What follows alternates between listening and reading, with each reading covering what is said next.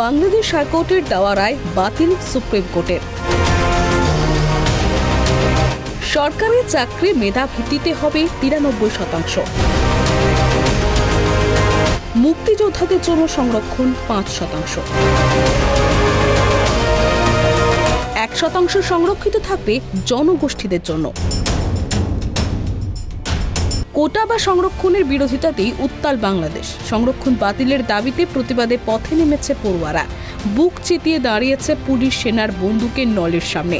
পড়ুয়াদের এই আন্দোলন রক্তক্ষয়ী সংঘর্ষে পরিণত হচ্ছে। পুলিশের গুলিতে মৃত্যু হয়েছে কমপক্ষে 115 জনের। জারি হয়েছে কারফিউ। শুটআউট সাইটেরও নির্দেশ দিয়েছে সরকার। এরই মধ্যে আজ সুপ্রিম কোর্টে শুনানি ছিল সংরক্ষণ নিয়ে হাইকোর্টের রায়কে চ্যালেঞ্জ করে মামলায়। কারফিউর মধ্যে দিন সুপ্রিম কোর্টের পূর্ণাঙ্গ বেঞ্চের সংরক্ষণ নিয়ে শুনানি শুরু হয়। সরকার পক্ষের তরফে অ্যাটর্নি জেনারেল হাইকোর্টের রায় বাতিল করার আবেদনই জানানো হয়। সুপ্রিম কোর্টের তরফে হাইকোর্টের সংরক্ষণ পুনর্বহালের রায়কে বাতিল করে দেওয়া হয়। আপিল বিভাগের তরফে বলা হচ্ছে এবার থেকে সরকারি চাকরিতে 93% নিয়োগ করা হবে মেধার ভিত্তিতে। বাকি 7% সংরক্ষিত থাকবে।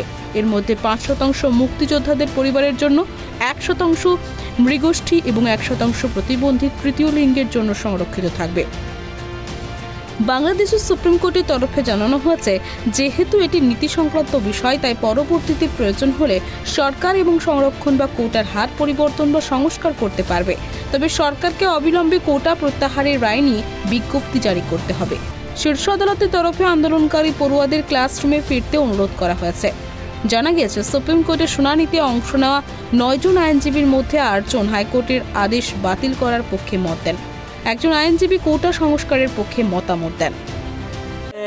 অবৈধ সরকার এই বাংলাদেশ থেকে ছাত্র নির্মূল করতে চেষ্টা আছে।